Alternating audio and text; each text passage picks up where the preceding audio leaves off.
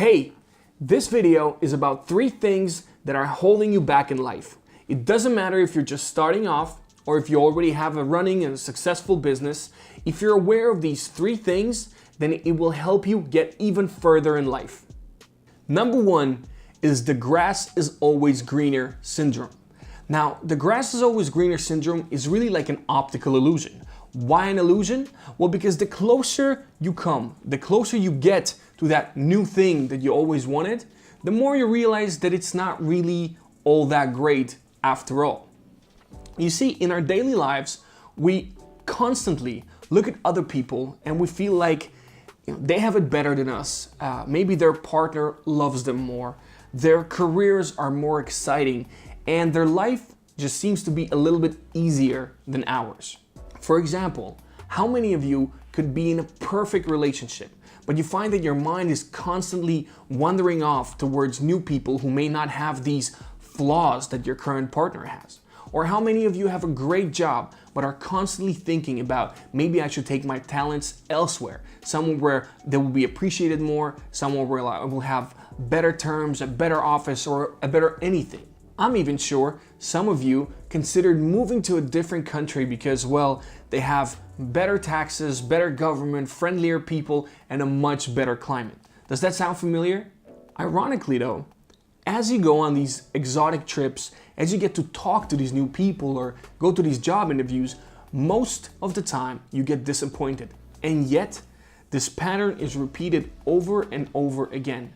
Why? You see, our minds are programmed, they're trained to work that way.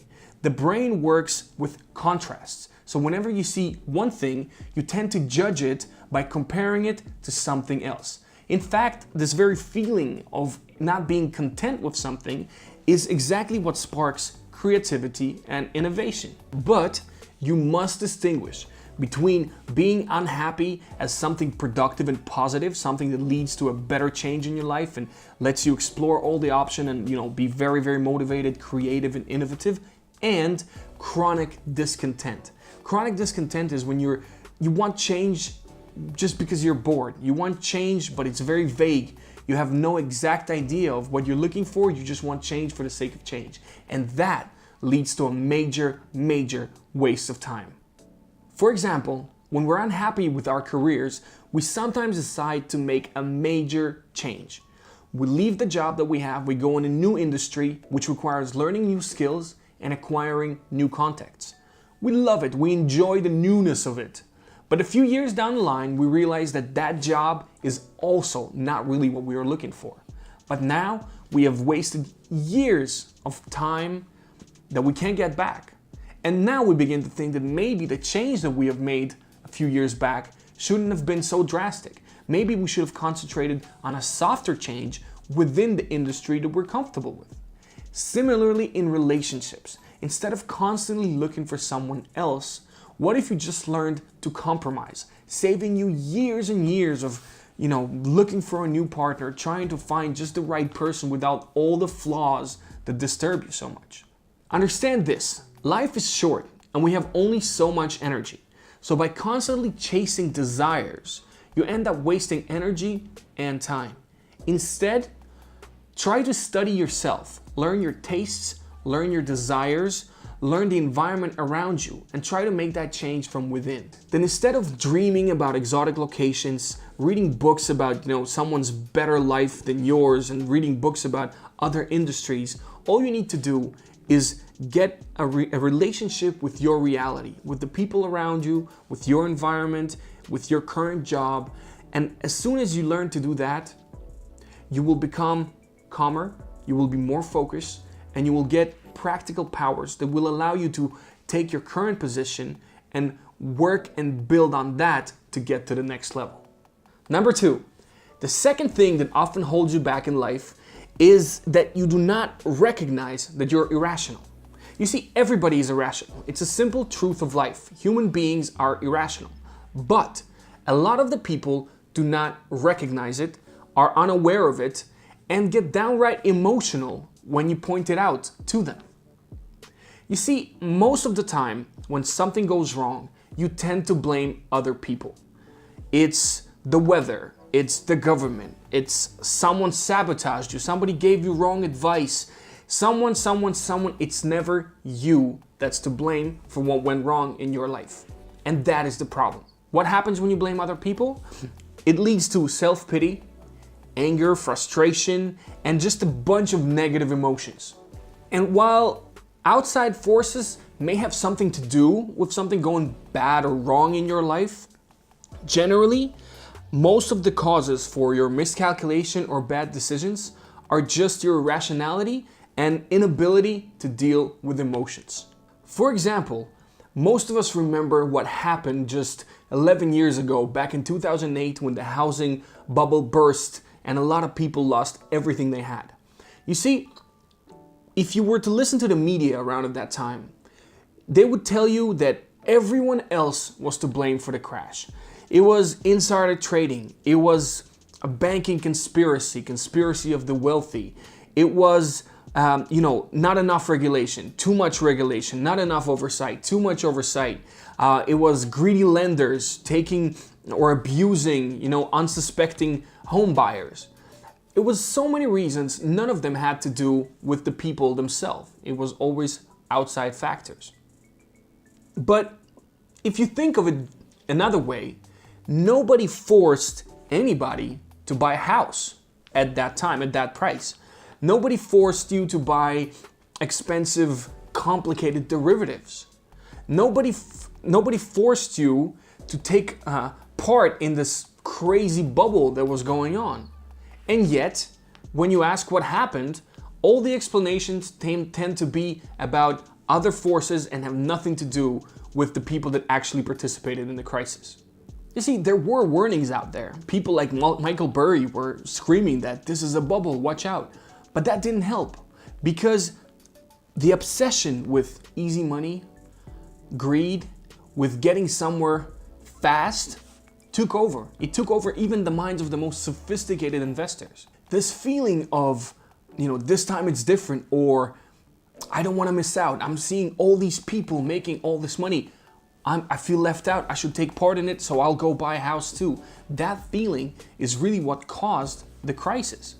And if to think about it today, the thing that's happening with Bitcoin is quite similar. Now, I'm not advocating for Bitcoin or against Bitcoin. I'm just saying that if you look around and you look at that mentality of, prices rising really, really fast and people rushing to get in when they see the price rising because they don't want to miss out, it's happening all over again. So why do these bubbles occur? These bubbles occur exactly when the emotional pull is so strong that it beats over the power of reason. And that's when it stimulates feelings like greed, like easy money, and like trying to take a shortcut to get somewhere quicker. That is irrationality. So let's get back to this rational over irrational. You see, rational people tend to over time demonstrate certain qualities. For example, they can finish projects on time. They can work in a team. They're calm.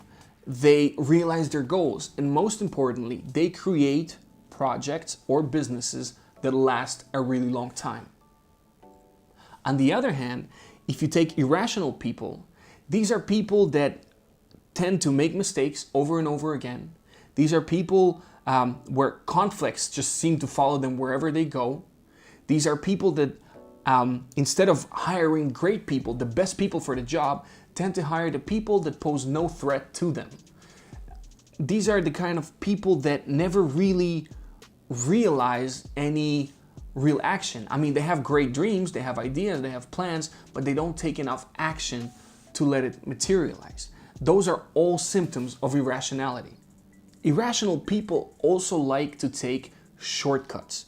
When they choose a career, they do not concentrate on the long-term positive effects this career may have. They look at short-term financial gains, they look at social status, they look at the office they're gonna be working in, they look at what can I gain immediately instead of thinking long-term.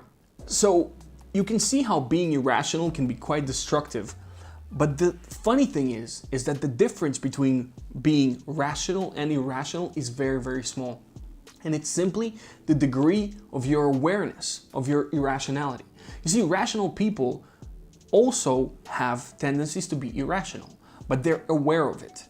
They know what their minuses are. They know that they should take a step back, look at the situation, and try to make a decision which will reduce the level of irrationality. They don't get emotional about it. They don't get defensive about it.